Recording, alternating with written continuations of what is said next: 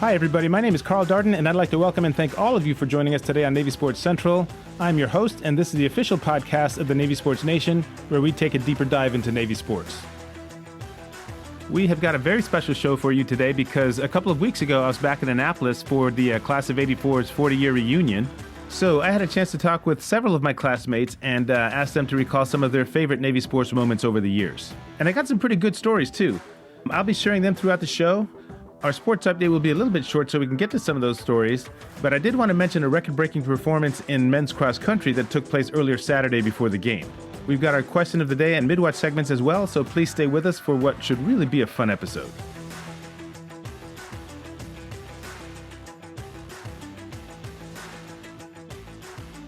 All right, it's great to have you guys with us. Thanks so much for dropping in. I really appreciate you taking the time.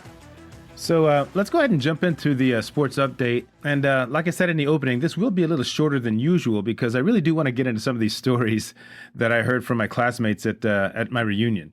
But first, I do want to take some time to talk about an athlete that, unless you're a track junkie like me, you've probably never heard of. His name is Murphy Smith. Murphy is a senior from Charlotte, North Carolina, and he also happens to be one of the best distance runners the Mids have had over the last 4 years. In the men's cross-country star meet versus Army on Saturday morning, Smith set a new Naval Academy course record covering the 4.9-mile distance in 23 minutes, 25.8 seconds. And that's just over 4 seconds better than the previous record set back in 2007. Now, I don't know how many of you are familiar with the cross-country course over there. It's across the river, and it's laid out over the Naval Academy golf course. From what I understand, it's one of the most difficult, if not the most difficult course in the Patriot League. I didn't get a chance to see the race, but my classmate Doug Conkey did, and he shared some of the details with me before the football game. First of all, the first couple hundred yards of the race are downhill, so you can imagine what that's like. You've got all these runners pumped full of adrenaline, going at each other in their biggest and really their only dual meet of the year. Doug mentioned it looked like they were all in a full sprint going down that hill, which is amazing because they still had the whole race to run. I mean, you run the 200 yards and you go, oh my God, I still have to go 8 miles to get done with this. But Smith and his teammates went on from there to execute their strategy, which basically meant putting together a pack of runners. And the goal was to place as many of them in the top 6 as possible. Those are the places that score points. So he ended up, like I said, running that record time, and finishing right behind him was Justin Mumford, who crossed the line about 12 seconds later. And that was still good enough to qualify as the second fastest time on the course for a mid. The guy whose record Smith broke was actually a runner from Louisville, I believe. There was an Army runner who came in third to kind of crash the party, but the next 3 finishers all wore blue and gold. And by placing 5 in the top 6, Navy posted a dominating win with a score of 18-45. So remember, in cross country, it's the lowest score that wins. All you do is add up the places of the runners that finished in the top 6, and that's your score. So congratulations to the men's cross country team on an awesome win. And Navy needed that one badly because just like last season, Army has jumped ahead really quickly in the Star Series. Right now, they lead at 6-2. The Mid's other one came several weeks ago in men's rugby. Next up for the cross-country team, in fact, both cross-country teams, are the Patriot League Championships, and they take place November 2nd in Easton, Pennsylvania.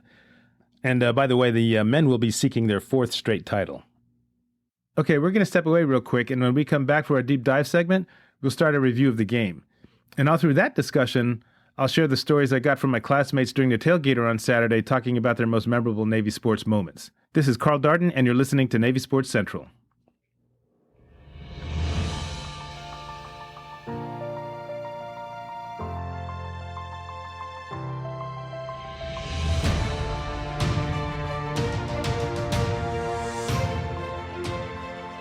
I've had the 17th through the 20th of October circled on my calendar pretty much since the beginning of the year.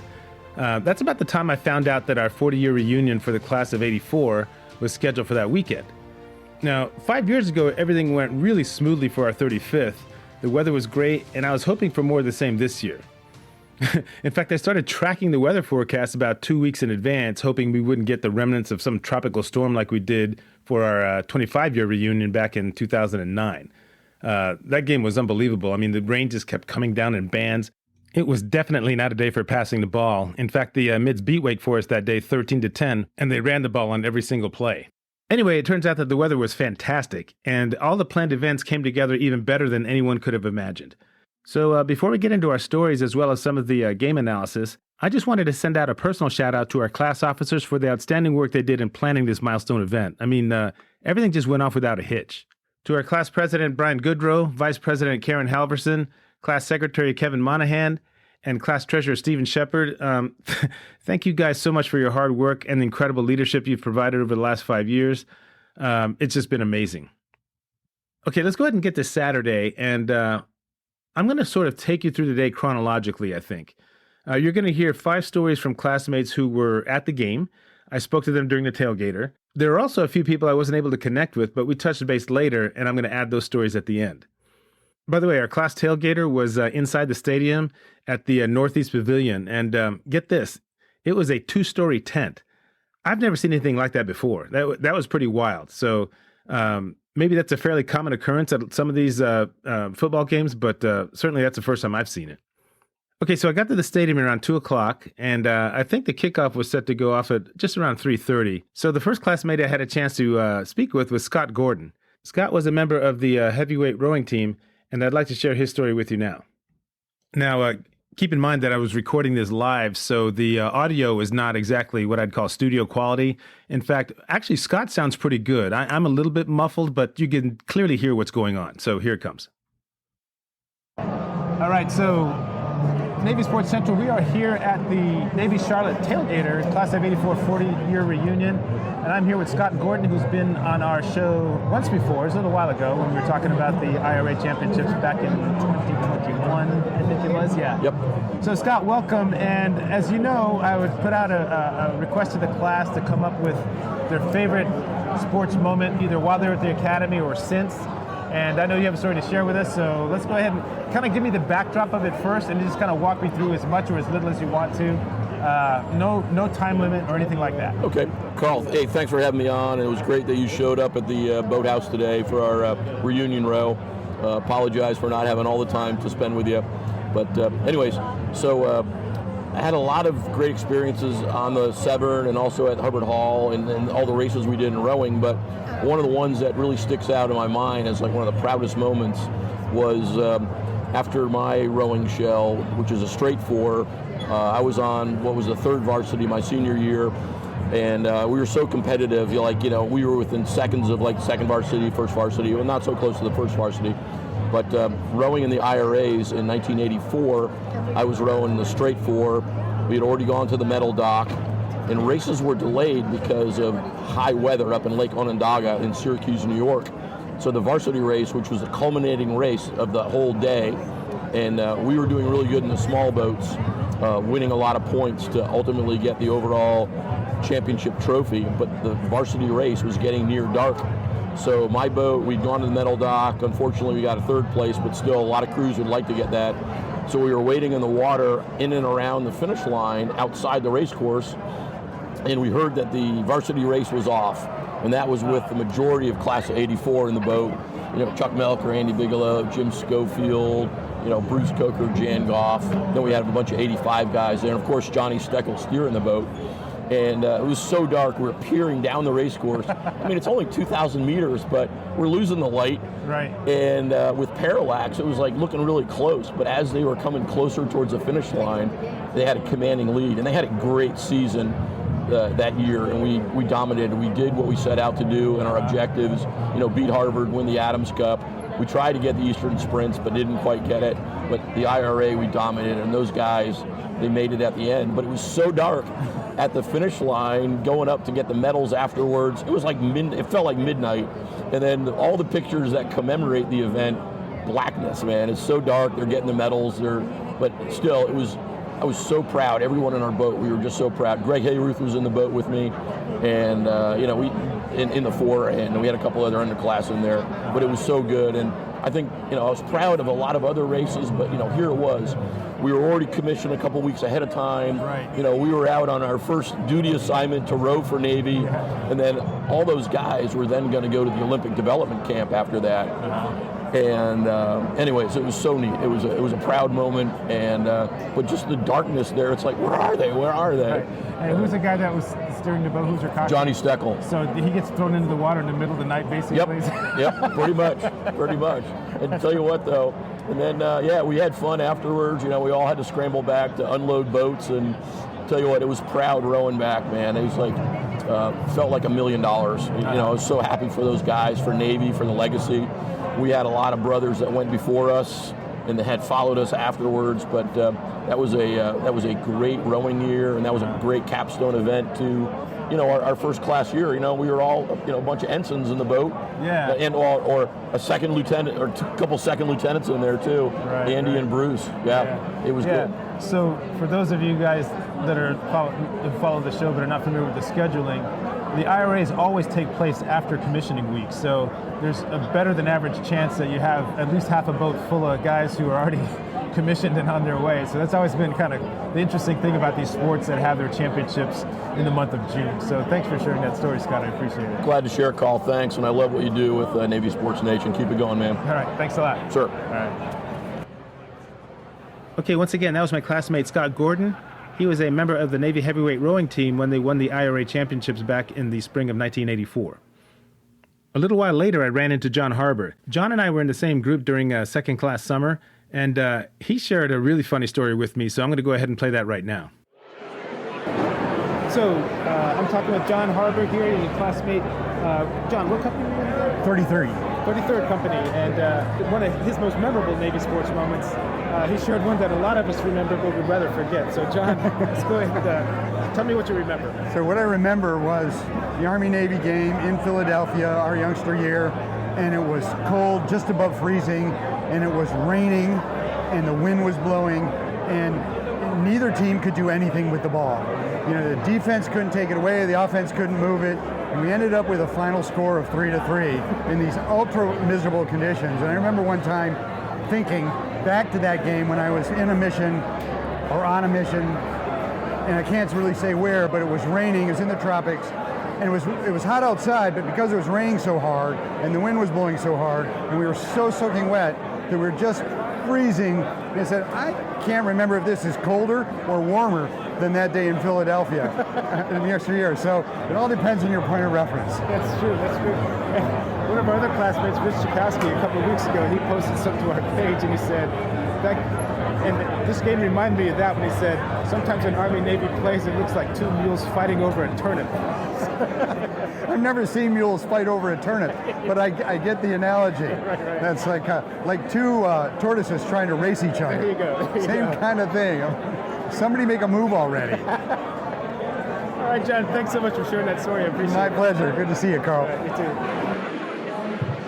So that was Jon Harber thinking back to the Army-Navy game from our youngster year, and he was right. That weather was absolutely miserable. In fact, you're going to hear another story related to that game a little later on. So shortly after I finished talking with Jon, the game had started, and in no time at all, the Mids were up 21-0. Their first score, I remember hearing a roar of a crowd, and I didn't actually see it live. I was grabbing something to eat, but then I jumped over to watch on the big screen. And that was the play where Blake Horvath hit Alex Teska on that nice little wheel route that he took in for a 46-yard touchdown. Now, what I thought was so neat about that play is that's typically a pass that will go to Eli Heidenreich. So I'm wondering if Coach Cronick was figuring that Charlotte was thinking that the ball was going to go to Heidenreich, and he set it up for Alex Teska instead. So that put the Mids up 7-0, and like I mentioned before, they tacked on 2 more touchdowns and then a field goal to lead 24-0 before the first quarter was even over. And just as it ended, I had a chance to talk with Steve Young, who was Navy's kicker during our last couple of years at the Academy. 10 years ago at our 30-year reunion, he told a story about the Army-Navy game in Pasadena, our first class year. Just picturing everything he was saying in my mind struck me as being really funny, so I asked him to share the story with us. All right, right now I have Steve Young with me, and Steve was our place kicker for Navy back when we were seniors, and he told me a story about 10 years ago that he's going to recap right now that just left me in stitches. So, Steve, this has to do with Army-Navy Pasadena, right? Yep. Okay, so continue with your story. This is awesome. Well, interestingly enough, the Army-Navy game and the brigade of midshipmen and the Corps cadets flying all the way to Pasadena was an unbelievable event, but playing in the Rose Bowl, of course, was awesome. And as the kicker, and I did this every game, no matter if it was at home, away, or whatever, you would always try to find out, and the captains went out before the team went out, find out if we were kicking off or if we were receiving. Because if we were kicking off, I would have to get out there, get my tee, get the ball ready, get myself calmed down, and get ready to kick off, because it happened very quickly after we left the locker room. In the case of the Pasadena game, and just so you know, if I wasn't kicking off, I stayed at the very end of the group of players coming out because I wouldn't get trampled that way, quite frankly, and I'm not a big guy. So, long story short, and people who remember the Pasadena game, they'll remember it was delayed and delayed and delayed even after the captains went out and did the coin toss, because of the accident that parachuting the ball, they had an issue. Anyway, long story short, we were receiving, so I said, okay, I don't have to worry about this. I can just hang out in the back and come out at my own leisure. Everything will be cool. So we go out, and if you remember the game, we go out, I get my tea, where I want it, I get a drink of water, I'm standing there, and that's when Eric Wallace handed the ball, took the handoff from Napoleon McCallum and ran the opening kickoff by Army all the way back for a touchdown. So I go running around going, oh, I got to kick a PAT. So I run out there, I kick a PAT, I go out, make my kickoff, come to the sideline, grab another drink, and I don't remember what happened first, but they either fumbled the ball, we picked it up and scored the next play, or it was the pickoff by Steve Brady. I honestly don't remember which happened first, but we scored again within 1 or 2 plays, ran out there, did the PAT, kicked off again, came back to the sideline, didn't even have time to grab another drink, because whether it was the pickoff or the fumble and touchdown, we scored another touchdown immediately. I think it might have been a play or two, and I had to come out, like this is tough, come out, kick a PAT, and then do the kickoff. Well, I come off to the sideline after that third kickoff within 3 minutes, third PAT, and I come to the sideline and I'm huffing and puffing. I'm going, Maybe it had something to do with the fact that Pasadena was warm and, Annapolis wasn't in December. But one of the linemen said, hey, we must really be kicking their ass because even the kicker's tired. And it was a classic. Everybody was just cracking up. Right. That was pretty awesome. And the final score, we just murdered them. It was like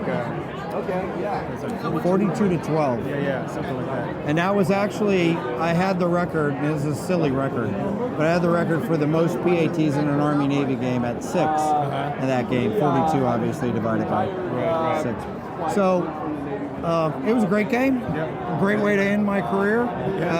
Unbelievable venue, and a great memory. And I have chills right now just because thinking of that. Yeah, and they haven't played it out there in Pasadena since, and we probably never will. No, we never will. But they can't make that an illegal movement of troops ever again. Right.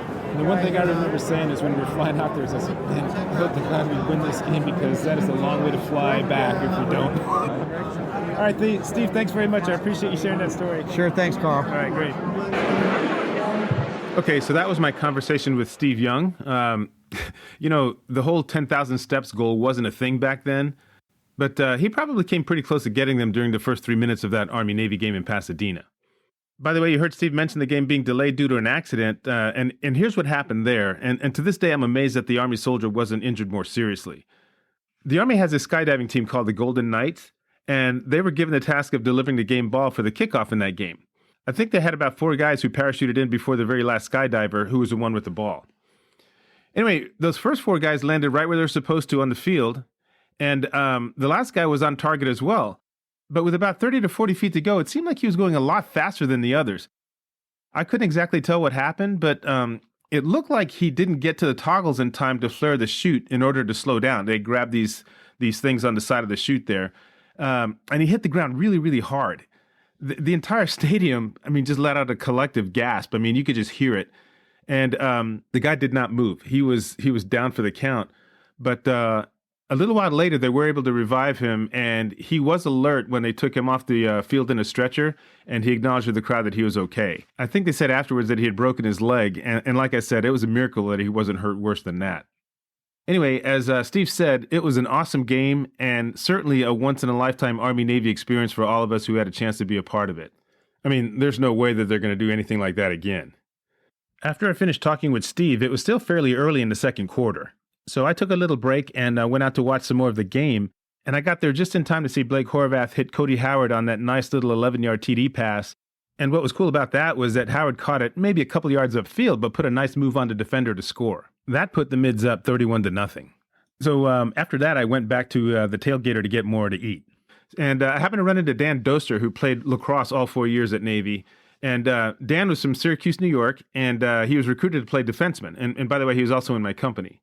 Now, this isn't a story about a game, but more about a friendly rivalry that developed between him and Navy Hall of Famer Sid Abernathy. And here's what Dan had to say.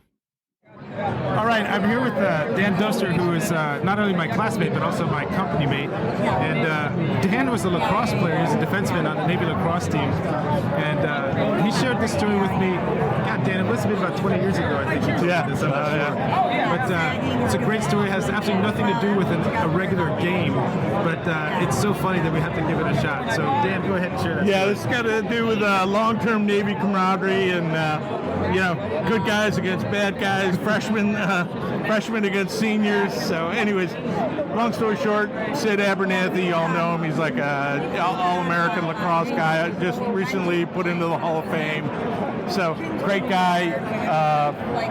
So when I was first came to the team, I was a freshman, plebe, and guess who you get to play against as the plebe? The first string, grad 81, I'm left-handed, Sid's my guy. So guess who got beaten every day in practice? Hey, plebe, watch me score 6 on you every day in practice. So, anyways, I learned a lot. And then Sid probably, didn't learn a lot, but anyways, so he had a good time ribbing me. Well, fast forward a couple years down the road, I go to my first squadron in Guam. Sid actually joined the squadron, so we were together in this first squadron on our island, and we were lacrosse guys. We knew each other, so we were really good friends.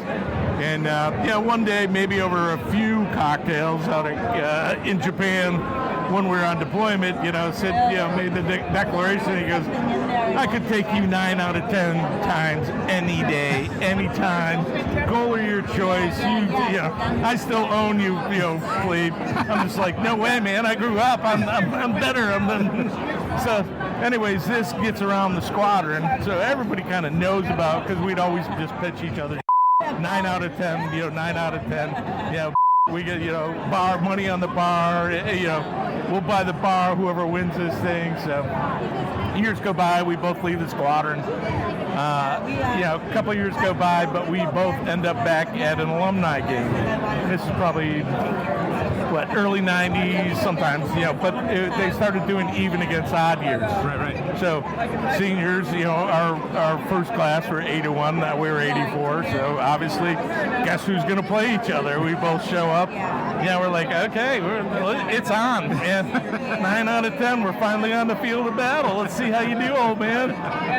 So anyways, we go through this game, and we're pitching each other. Valerie, my wife, was, she knew about this, because it shows she's talking about the sidelines. Everybody 9 out of 10 and sitting down there. They're finally going to do it. They've been mouthing off to each other for 10 years. They're finally actually on the field, and we're going to see who's going to happen. So anyway, it gets down to, it's like the score's 9-8. I think, we're ahead, the evens, and it just happens 30 seconds left. Who gets the ball one-on-one up on the wing? Sid Abernathy. Everybody's like, oh, this is going to be great. Sid's going to tie the game and then to win it, And I go out to play him. I step out. I'm like, okay. Sid comes down, pulls his signature move, and I just you hear this tink, and the ball comes out. I didn't even pick it up. I just kicked it to the other end of the field, and then started erupting and you suck. Sid's head's low, Val's cheering. Everybody's pitching him. Get us a beer. So anyways, later, Sid says after years of therapy, he's kind of gotten over it. Well, probably, I had to finally admit about 10 years later, I go, Sid. We have a core group of The only reason that I got that check on you is because I was so damn tired I didn't go for your fake that you always would get me. I just rested my stick on your chest and you put that stick. When you're doing the fake, the ball came out. And, I got lucky. I was too damn tired. You were going to blow right by me. I just didn't go for it because I was too damn tired. So anyways, the big, after years of therapy, Sid has admitted, like he's grown up and get accustomed to, okay, I did it.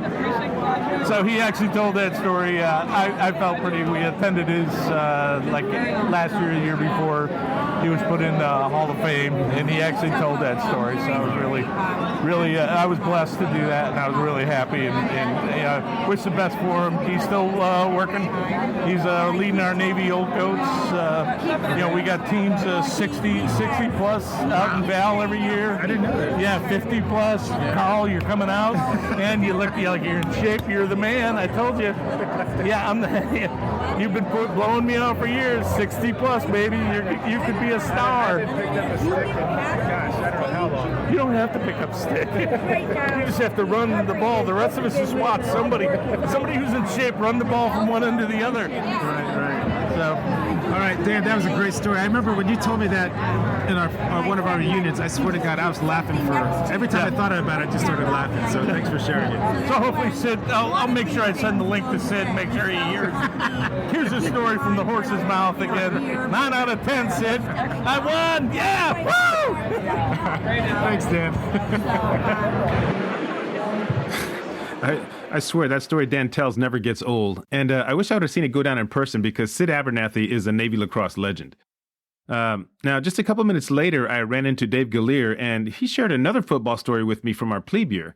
Dave got his start playing on special teams, and when he mentioned this game before we started recording, he said it was a game against the Huskies, so I got it in my head that he was talking about UConn.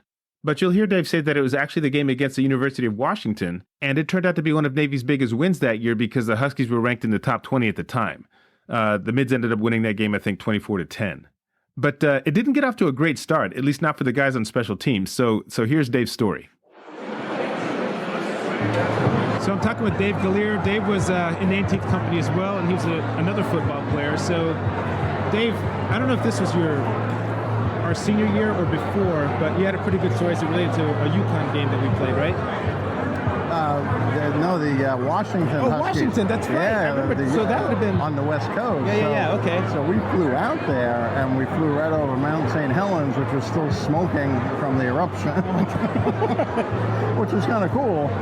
And then we, landed, and we start the game, and the opening kickoff, the kicker, and we're all fired up, really fired up, like running down the field, screaming. And I hit my guy, knocked him on the ground, and the ball was kicked out of bounds.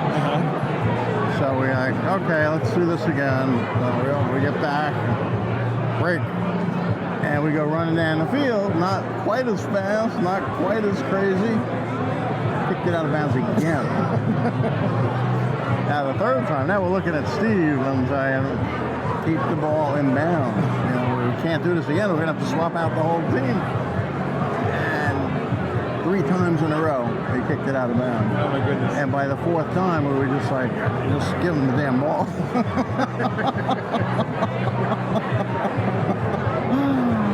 So that might be a record. We should look up to see what and then they switched it to a penalty years later. But way back when, that was. Now, I remember you playing, but I'm trying to remember if you were offense or defense. Defensive end. Okay. Yeah, outside linebacker. And then special teams, I was on the kickoff team and the punt return team. Right. So what do you remember most about those defensive teams when you played? Well, the first... I mean, they were fairly stingy, as I remember. I mean, you guys didn't give up a whole lot of points, at least the first couple of years that we were there. Yeah, it was tough. I mean, the first time I played was against Notre Dame, at Notre Dame, and it was 38-0. It was 4 minutes left in the. I was a sophomore, and the coach says, "Gallaer, get in there," and I go running out, and the big Italian guy was playing tight end across from me. And before I even got out there, I ran a sweep around my end. But that was Mark Bavaro. Tight end. There you go. So that was my introduction to D1 football. Now, since you've graduated, has there been any game that's kind of stuck out of your mind? Any games that we're watching, or Yeah, watching. I don't know. Well, certainly beating Notre Dame because up until it was 2007, I guess, was that game. That was spectacular. We did have a Army-Navy flag football game too, and Bill Squires, who's class of '76, was running Giant Stadium at the time, and he turned on the lights one night, and we practiced at Giant Stadium, and then we had an Army-Navy game at flag football game at Giant Stadium, and then we had one flag football game at West Point, and then that was it. It kind of dissipated after that. All right, Dave, thanks so much. I appreciate you sharing that All right. story. Thanks a lot. Thank you. Okay, that covers all the stories I was able to get to while at the game, but I do have a few more that I wanted to share. So we're going to take a quick break and get to those when we come back. Please stay with us.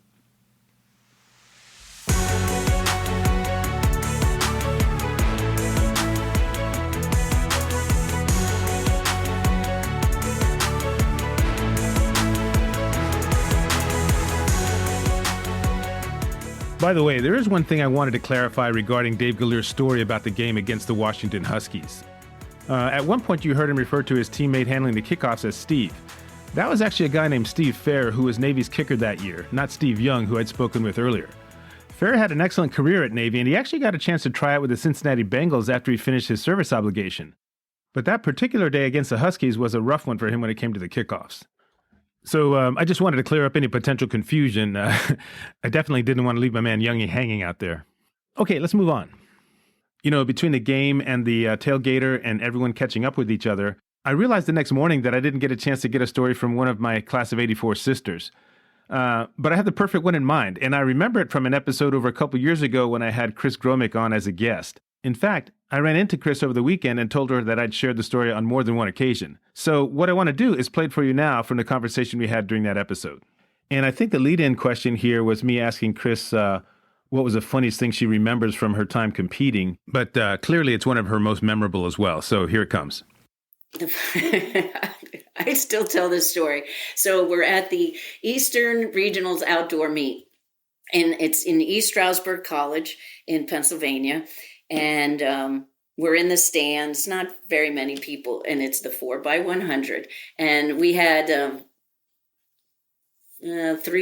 four coaches. So Sheedy, Major Sheedy, I think he might have been a colonel by that point. But anyway, the sprint coach, and it was a Navy lieutenant. I think he was a company officer, and unfortunately I can't remember his name.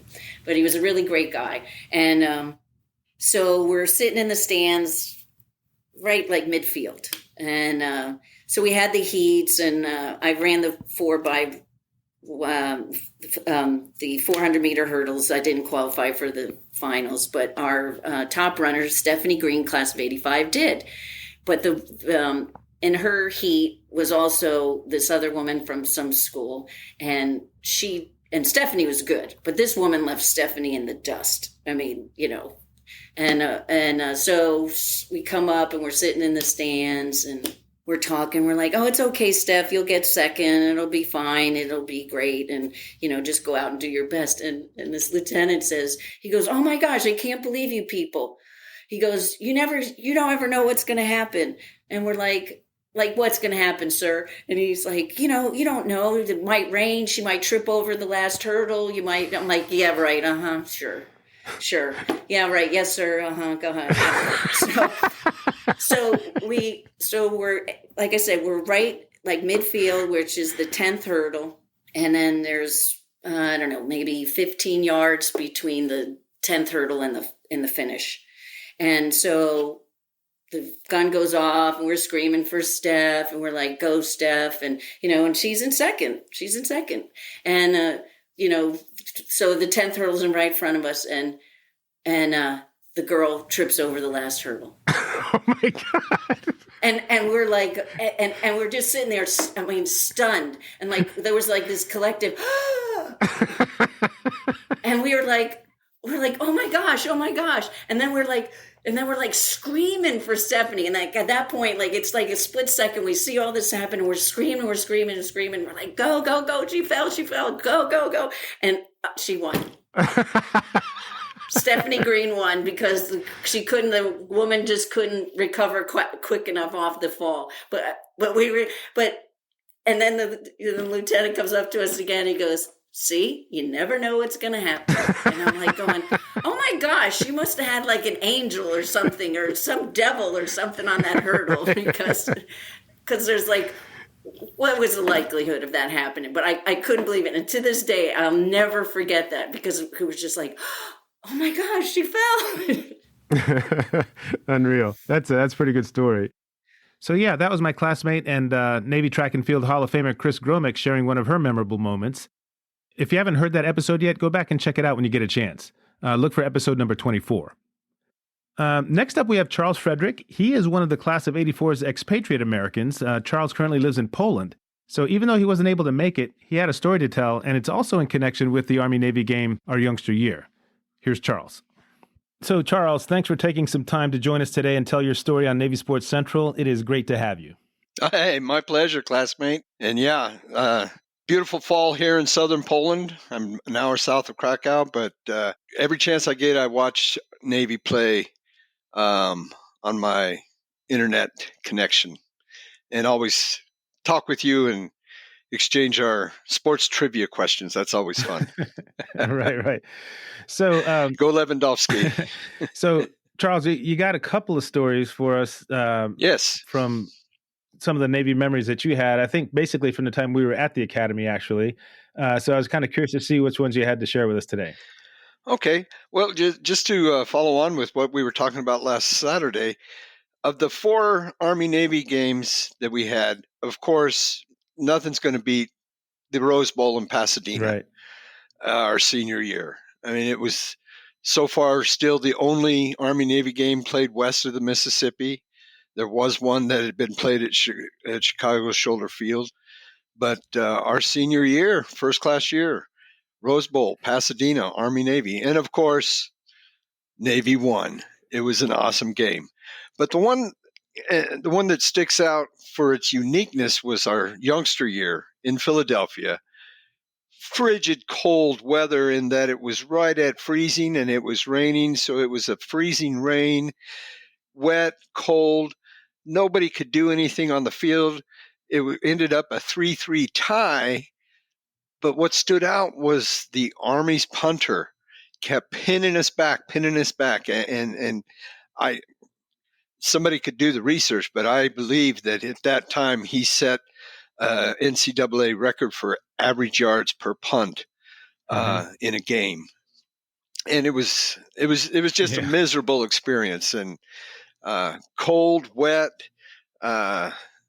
Later on, after the Academy, I was on an LST in South Korea, the USS Fredrick. It was February for Team Spirit, and we were offloading Marines in Pusan Harbor. And again, same type of weather conditions in terms of freezing rain right at zero. But there, the Siberian Express wind was just howling across the harbor, nothing to stop it before it hit the ship. Of course, during the offload, I had all of our sailors and myself in foul weather gear, but I had the quarterdeck watch at 4:00.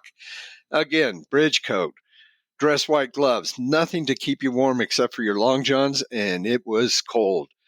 I've experienced temperature-wise very cold weather here in southern Poland where I live, down to minus 40 Celsius or minus 40 Fahrenheit. It's the same thing.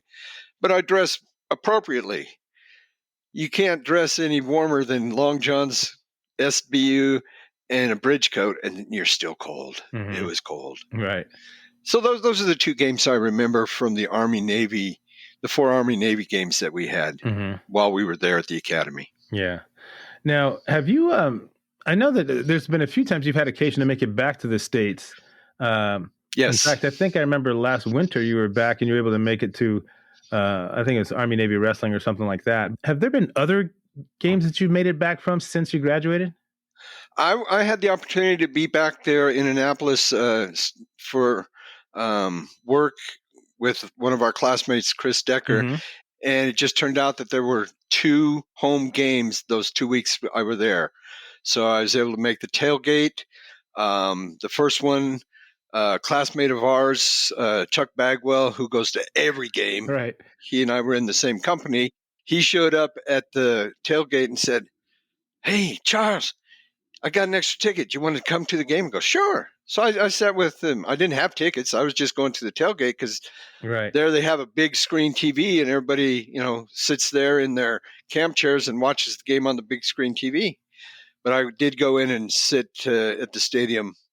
That's the only Navy game I've seen since graduation, Wow. since Okay. Pasadena, was that one back in the fall of 2018.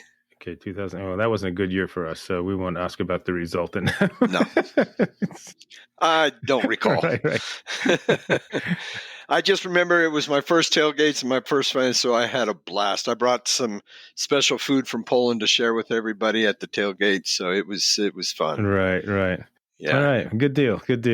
The funny thing is, you're the second one who's mentioned that Army-Navy game from our youngster year. Earlier in the podcast, Jon Harber gave us his recollection of that game, and he basically said the same thing in terms of how cold it was. He compared it to one of the missions he was on as well. So pretty interesting. Well, weather can be a big equalizer also. And so, freezing rain on AstroTurf, it must have been like a skating rink out there. Yeah, for sure. Well, thanks so much, Charles, for joining me, and I really appreciate it, and we'll talk to you soon, okay? All right. Go Navy. All right, take care. That was my classmate, Charles Fredrick, coming to you directly from Poland. And had he made it to the reunion, he would have been in the running for the title of classmate traveling the farthest distance. But I think Dan DeCruz from Sixth Company would have still picked that one up. I had a great conversation with him and his son. I believe his son's name was Racker.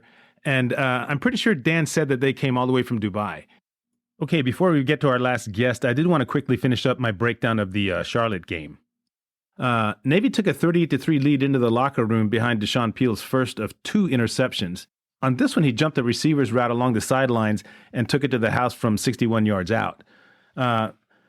As the second half got going, things really started to slow down, and there wasn't nearly as much offense from the mids. I guess when you're up 5 scores, that does tend to have an impact. But what caught my eye was that they only converted on 2 out of 10 third down opportunities. And they also racked up nearly 70 yards in penalties. And that just can't happen against better teams like Tulane, who they'll face in a couple of weeks. Charlotte also had more total yards than the mids, but that stat is a little bit misleading because quite a few of those yards came in the fourth quarter when the outcome was already decided. And besides that, the 145 yards in interception return yardage that Deshaun Peel picked up didn't get counted anywhere. I guess they just disappeared down some statistical black hole. In any case, if you add those in, Navy's total comes out to be just over 80 yards more than Charlotte. I think it worked out to be like 433 to 350. So moving forward, I imagine that the coaching staff's message will be for the Mids to keep their foot on the gas for 60 minutes. Rice and South Florida are road games coming up. And say what you want, but I don't think any of those are ever easy. And then there's a big conference game with Tulane on November the 16th. That will be the Mids' last home game of the season. Okay, so that wraps things up for the Charlotte game. Let's go ahead and finish up with our last guest here. The last classmate I had a chance to speak with was Bob Clark. We kept missing each other at the tailgater, but fortunately, Bob had some time for me a few days later, so I wanted to make sure I included our conversation. And the main reason I wanted to do that is because Bob's stories come from the time that he was the commandant of midshipmen not too long ago. Relatively speaking, that is. I mean, a dozen years compared to 40. So that's what I'm talking about. Okay, joining me now is Bob Clark, my classmate from the 15th Company. And Bob was actually the commandant of midshipmen from 2010 to 2013. And in fact, and I forgot about this, Bob, you were the 84th commandant of midshipmen, and we were in the class of 84. So that was kind of cool. How did you manage to swing that? I don't know, but I found that out going into one of the interviews. Once I got a call from DC, secretary said, "Hey, you're getting put up for this." And I made a joke, and I can't remember if it was Admiral Fowler who, but I'm like, you know what? It's got to be 84th Commandant. And they're like, nice to meet you, Bob, but we'll get back to you. So, but that's pretty cool. It's pretty cool. Right. So let me ask you this. When I know different commandants always, they have different philosophies perhaps on, the legacy they want to leave from their time at the academy, and different ones have their own idea of the role of varsity sports within the academy. So I was wondering if you could share with us your philosophy regarding varsity athletics at the Naval Academy while you were there. Absolutely. And, first and foremost, Carl, I was never one that wherever I went throughout my career, it wasn't step right in and just make change for change's sake. A lot of times, a lot of things are going great and you kind of push those things forward. And I've always been a big believer in try to empower and inspire, vice intimidate. So try to create a culture that's very inclusive, very collegial. And that's exactly, what we have at Navy. Mm-hmm. I mean, very close to Chet Gladchuk, the athletic director, Dr. Christine Cooper, who was the faculty athletic representative, or FAR, which is an NCAA requirement. When I was a college president, we had one as well. She was awesome. So as I came in, really, it was more kind of trying to assist us collectively to kind of bring a lot of things together. So specifically, you asked, what was my philosophy? And it was basically one team, one fight. Mm-hmm. I mean, we are all there for the same reason. Some of us are great in academics. Some of us are great in athletics. Some of us are great in drama, but we are all there for the same reason. And that's to get through the Naval Academy, hone our leadership skills, and then have the privilege to go out to the fleet and lead. So I wanted that to kind of be the central focus, where just because you're a varsity athlete, well, that doesn't mean that, you have special privileges or you do that. No, you have what you need so you could do your job. Right. And to do that, you need to get everybody involved. So we had a coaches to class program where the coaches would sit in on class to see, wow, look at the load that these young men and women are actually doing at this institution. Now, as you know, a lot of our coaches have been there for a long time and they fit that culture. But as we got new folks in, I always thought it was very important to give them an insight to the clay that they're going to be molded. Right. And then vice versa, we had professors to practice. So those that were new or just, what do those athletes do? Well, go to practice, work out with them. And I thought that really brought a sense of togetherness. People could understand, because as you know, it's very important to provide the information, and instead of sticking it in a piece of paper, make it happen. Right. And then people can see through their own eyes how important that is. We would do leadership offsite trips with the varsity captains, and we'd have sessions with us. And then that spread throughout the brigade at other leadership levels. And again, the point is, we're all there for the same reason. It's a leadership development institution. Right. I mean, it's one of our national treasures. And I also mentioned to you a little bit about intramurals. Well, some folks don't play varsity athletes, but everybody is an athlete at Navy. Right. You've got to pass a physical fitness test. You come in shape, and I forget what the actual numbers are now, but it fluctuates. But around 90 to 95% of all students admitted were varsity athletes where they came from. So I wanted to keep that going for them. So we actually had an agreement with West Point and Air Force where our intramural champions would play each other. They would get that varsity experience. It's a great idea. And it was the coolest thing. I remember one year for the fall, Chet's folks came over, and Hospital Point, for your listeners that don't know, that's a huge athletic field where we do intramurals. There's an obstacle course. It's just this massive expanse of grass. Well, his folks chalked it up. So if you didn't know better, you'd think you were in Navy Marine Corps Stadium playing football, or in this case, flag football, or over at our soccer stadium. And West Point's folks, when they showed up, they had uniforms. Our guys had uniforms and gals. They brought their mascots. So I don't know if you remember the football games. Every now and then you look over to West Point and you'd see that one company or regiment that had like a frog mascot. Yeah. The frog was there. And so it was just a great atmosphere. So it was a way to offer or provide opportunities for inclusiveness and understanding. And hopefully it paid off. And looking back on it, I think it did. But again, great partnerships. Chet, the academic side with Christine and the professors, character development. And if you remember Art Athens, Right. Now Thomas, who runs the Stockdale Center, they were all involved with this. So everybody in every part of the academy were involved with the athletics and vice versa. So that was simple as that. One team, one fight. Right, right. So for those of you guys listening out there, Bob and I ran into each other at the Tailgater this past Saturday, but we weren't able to connect to tell this story. And I especially wanted to get this one because it involved a really great comeback by one of the women's soccer teams. So, but before we do that, Bob, also, you said you wanted to mention a couple others very quickly that, in fact, I remember seeing each of the ones you mentioned, except for the Hopkins lacrosse game. I did not actually see that one, but I did see the other two, obviously. So go ahead and give us your memories on those three moments real quick before we get to the one that is going to be the focus of our discussion. Absolutely. And no matter, it's kind of, I guess, when you talk to a musician and say, what's your favorite song? They're all their favorites, just like your children. So I was blessed to be there, as is anybody who serves at the Naval Academy, to see a multitude of just phenomenal athletic competitions.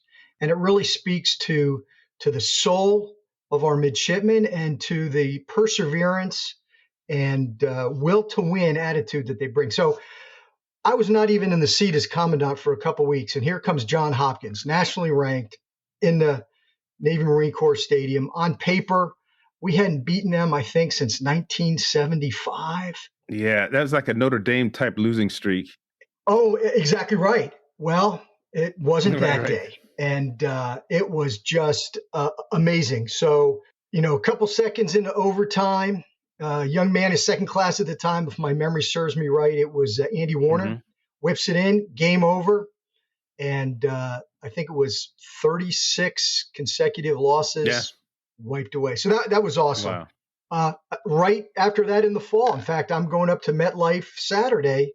My first trip to MetLife, my first couple months as commandant, Notre Dame versus Navy. And I remember watching warm-ups with Chet Gladchuk, and we're watching the guys, and visually it almost looks like college Pop Warner. I mean, they were huge, but they were smoking and joking, and our guys were locked in. And I told Chet, I said, we're going to win. We're going to beat these guys. And sure enough, first drive, Notre Dame gets the ball, goes to the 1 foot line. We stop them.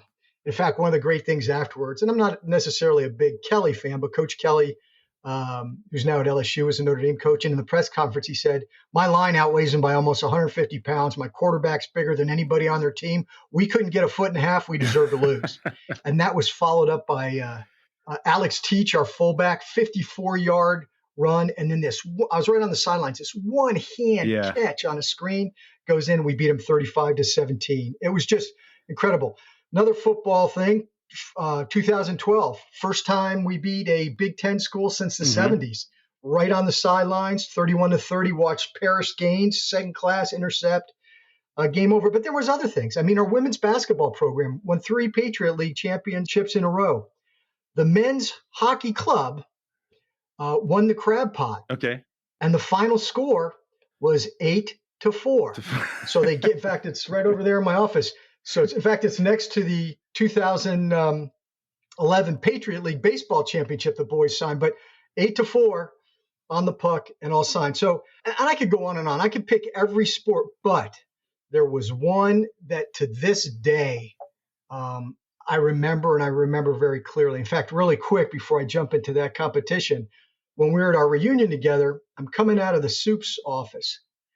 And I knew we were gonna hook up at some time. I was gonna see, and I'm thinking about how I'm gonna tell this story because everybody can figure out the score. You can go to a press release, but I want to try to give you the sitting there with the girls, listening to what their concerns were, just that gut feeling. And all of a sudden I hear, "Excuse me, sir." I turn around. They go, "You were our commandant." She reached out, shake my hand. I go, "I was," and she goes, "You probably don't remember." I go, "Elizabeth or Bits Horner."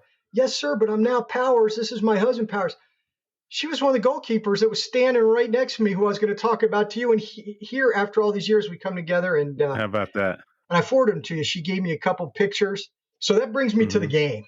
So 2011, women's soccer.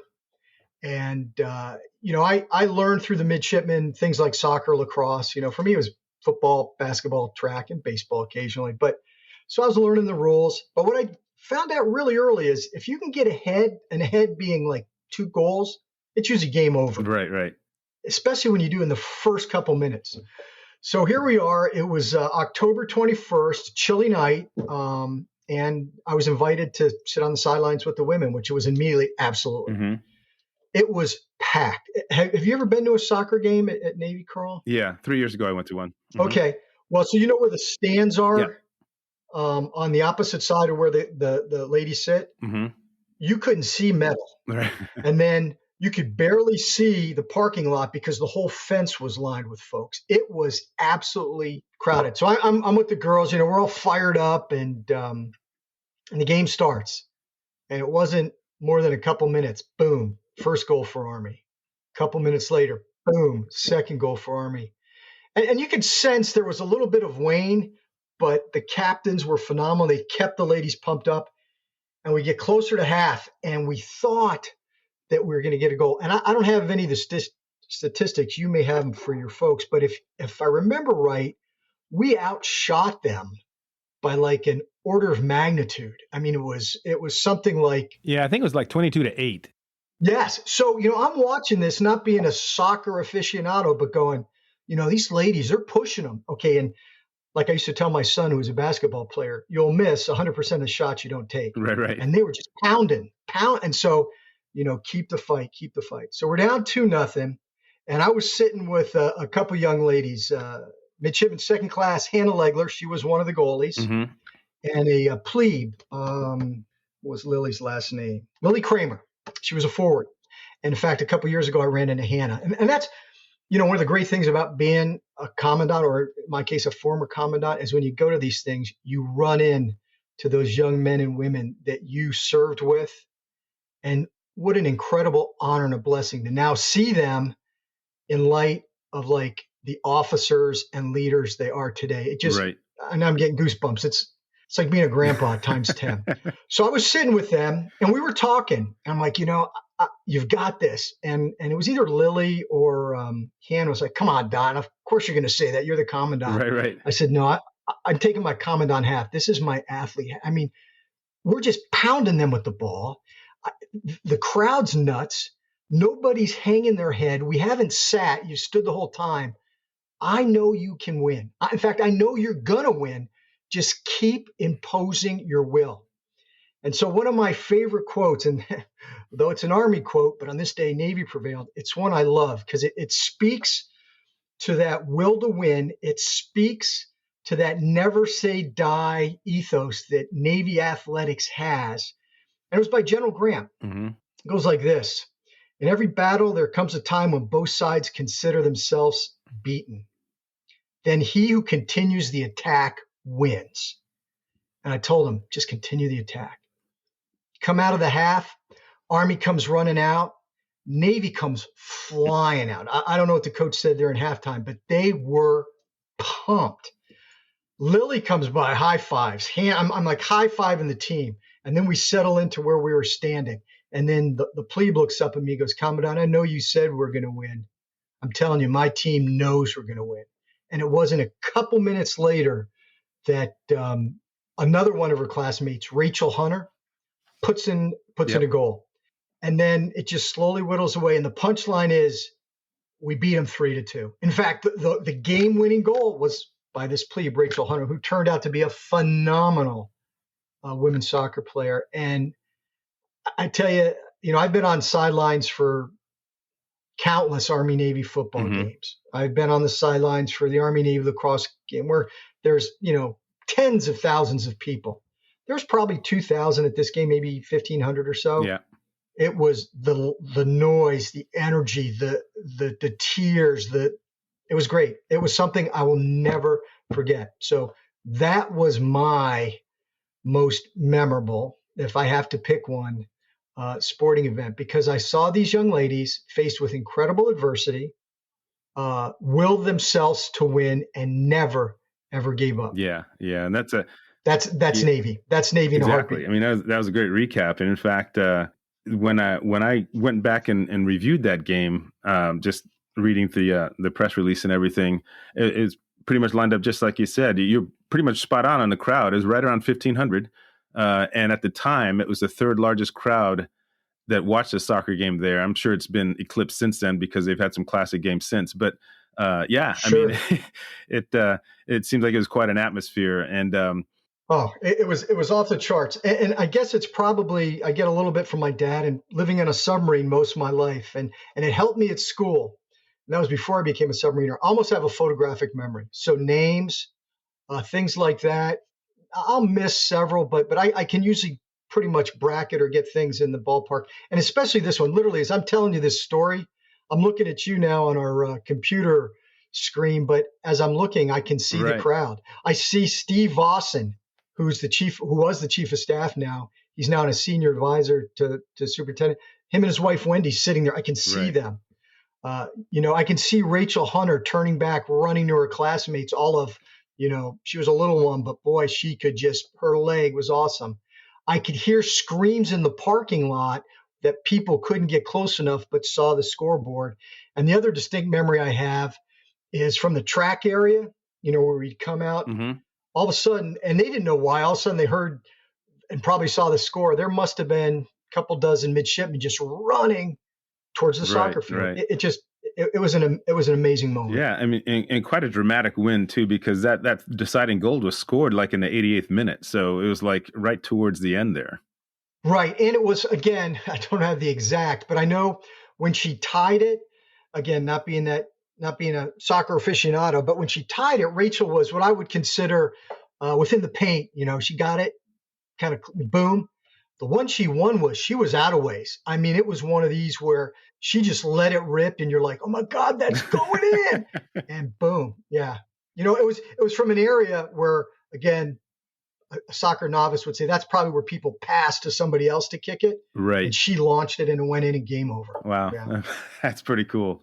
All right, so yeah, that was an awesome win, and Navy soccer certainly has been one of the Navy women's soccer specifically has been one of the I would say flagship sports for the women in Navy athletics. I mean, they've put together several, a couple of Patriot League championships, and always been competitive. Karen Gerbera has just done phenomenal work there. She's the only coach that the Mids have ever had, and it's just fantastic work. So, Bob, I really appreciate you sharing that story. It's so great to cap off this episode on the occasion of our 40th reunion with your perspective on Navy athletics while you were the Commandant of Midshipmen. So thank you very much. Oh, anytime, my friend. Like I said, 84, and classmate says, hey, Kenya, and it's a quick yes. And again, Carl, thanks for what you do. I'm not just saying this because you're a classmate. Now I'm putting my fan hat on. Your podcasts are very informative, insightful. It gives a lot of your listeners a different aspect that they may or may not see or hear. And our class is real proud of you, and I'm blessed to call you a friend as well. But I also love your podcast. Thank you so much, Bob. I appreciate it. You bet, my friend. Okay, we're going to go ahead and take a short break now. But before we do that, I did want to give you all a couple of ways to stay up to date on Navy sports. The first is to join the Navy Sports Nation group Facebook page. I've got a link to that in the show notes. Just click on it, answer a couple of questions, and you'll be good to go. The second way takes even less time. Just hit the follow button on whichever platform you're listening to this podcast right now. It can be Apple Podcasts, Spotify, iHeartRadio. It doesn't matter. Once you do that, every episode will be downloaded to your directory when it's released, and you can listen to it whenever you're ready. So please consider becoming a member of our group, and you can actually tap that follow button right now to show your support for the podcast. I'm looking forward to having you join us. We'll be right back.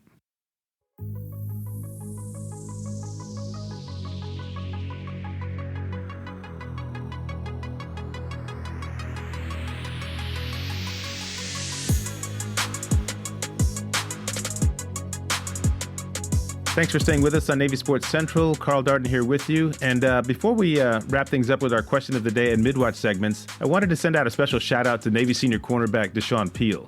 As I mentioned earlier in the show, Peel came up with not one, but 2 pick sixes in the homecoming game versus Charlotte. And it was the second interception that is especially significant to me and everyone in our class. Just a quick backstory first. I think most academy classes have a special affinity for their graduation year, but I think with our class, it borders on being what I'd call a pleasant obsessive compulsion, if there is such a thing. So in the Charlotte game, Deshaun Peel came down with that second interception on the Navy 16-yard line, which meant that when he shouldered that last defender out of the way to score, he'd covered exactly 84 yards. So Deshaun, if this episode finds its way to you, The class of '84 thanks you for putting such a definitive stamp on Navy's bowl qualifying win on our 40-year reunion weekend. That was pretty awesome and very much appreciated. Now let's get to our question of the day. And as usual, we'll start with a look back at the one from our last episode. And here was the question. Blake Horvath has opened the season with 5 consecutive games where he's passed for 100 yards or more. In the last 23 years, what is the record for the most number of games where a Navy quarterback has had 100 or more passing yards? Is it A, 5, B, 6, C, 7, or D, 8? And looking back at the answers, we have 42% of you that came up with 6 games. The next most popular answer was 7 games. 31% of you selected that one. That was followed by 5. 22% went with that choice. And then finally, 5% of those who answered picked 8 games. Okay, so for now, the correct answer is B, 6 games. Horvath actually matched that number against Charlotte, and that pulled him even with Aaron Polanco, who did it in 2004. After that, the Mids went 12 years before Will Worth passed for 100 or more yards 6 times in 2016, and then Malcolm Perry did it in 2019. Ricky Dobbs and Keenan Reynolds had seasons where they had 5 100-yard passing games, but they never got that 6th one. So congratulations to those of you who came up with the right answer. And the way Horvath has been playing, he could easily bump that number up to 8 or more before the season is over. Okay, now it's time for this week's question. In the game against Charlotte, Navy had a 38-3 halftime lead. What is the most number of points the Mids have put up in the first half of a game since 2003? Is it A, 40, B, 42, C, 45, or D, 49? And in case you're wondering why I'm selecting 2003, that is basically as far back as the stats go on ESPN, which is where I usually can pull a lot of these game stats fairly quickly. There might be some way to do it on the Navy Athletics site, but ESPN, I just kind of know exactly where to go. All right, so anyway, take some time to think about that question. You can answer through the Navy Sports Nation Group Facebook page, or you can just text the show directly by clicking on the link in the show notes. I look forward to reading your responses. All right, now it's time to close things out with our Midwatch segment. So let's see how our athletes are doing. First up, we have Amanda Graziano from the Navy women's soccer team. The Mids just completed the regular season a couple of days ago. They fought Lafayette to a scoreless tie. That gave them a 3-4-2 record in the Patriot League and 9-9-2 overall. So they're basically just even across the board. The team did earn a spot in the Patriot League tournament, though. They will be taking on Army on November 3rd. And my hope is that the Mids will be pretty motivated after getting shut out by the Black Knights in the star match a couple weeks ago. That one had to sting a little bit. The Mids lost 4-0. As for Amanda Graziano, she led the team in points going into the conference tournament with 14. That's on the strength of 4 goals and 6 assists. Now, you may note that those numbers have not changed since the last update, so Graziano has been quiet the last 3 games of the season. For the Mids to have any kind of chance against Army, who's a pretty decent team, the offense is going to have to find a way to get her going. And that can be either through scoring opportunities or where Graziano can get the ball to either Marley Heaven or Alexa Riddle. They are 2 of Navy's other big scoring threats, so we'll see how things go in the first round of the tournament. Moving over to the men, we've been tracking Luke Wagner and Luke O'Connell from the Sprint football team. Following that tough loss to Army in the Star game, the Mids won their next 2 games, 17-10 over Chestnut Hill and also 34-0 over Malloy. The team has 2 games remaining against Penn and Caldwell. If they win both of those, they'll square off against Army for the CSFL championship in a couple of weeks. In the Chestnut Hill game, Navy trailed 10-7 until the 4th quarter, but they kicked a field goal a few minutes into it, and then Luke Wagner scored on a 15-yard touchdown run with 5.5 minutes left in the game. And by the way, there was a late interception that sealed the win for the Mids. Wagner finished with 130 yards rushing and 91 passing, and then in the following game against Malloy, the Mids offense finally got rolling a little bit.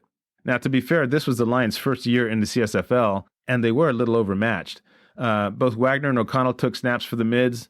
O'Connell actually led the team in passing with 78 yards, going a perfect 3 for 3, and his longest completion was for 47 yards. Wagner completed 3 passes on 7 attempts, with his longest being 20 yards. Again, the final score in that game was 34-0. I think the next 2 games will be better indicators of where the team is offensively.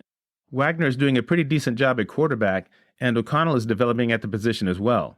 So we'll see if Wagner can close out his senior year on a high note and then turn things over to O'Connell, who will likely take over the offense next fall. That's going to do it for this edition of Navy Sports Central. Thank you all so much for joining us. Now, if you like what you've heard, please be sure to hit that follow button wherever you get your podcasts, and remember to get the word to all the other Navy fans out there. Once again, I'd like to thank all my classmates who shared their stories with me, either live at our reunion or remotely. So to Scott Gordon, Jon Harber, Steve Young, Dan Doster, Dave Gallaer, Chris Gromek, Charles Fredrick, and Bob Clark, I really appreciate you all taking the time. Our question of the day continues to be a show favorite. You can get in on that by joining the Navy Sports Nation group Facebook page and giving your answer to this week's question. You can also respond by sending us a text. All you need to do is click on the link in the show notes. And just a quick reminder, the views expressed on Navy Sports Central are my own and do not reflect those of the U.S. Naval Academy or Navy Athletics. By the way, the music used in Navy Sports Central comes to you courtesy of Audio Jungle. This is a great site for purchasing the rights to use the music from thousands of artists around the world, and those featured in the podcast will be credited in our show notes. Talk to you soon, everybody. Until next time, this is Carl Darden. Go Navy, beat Army.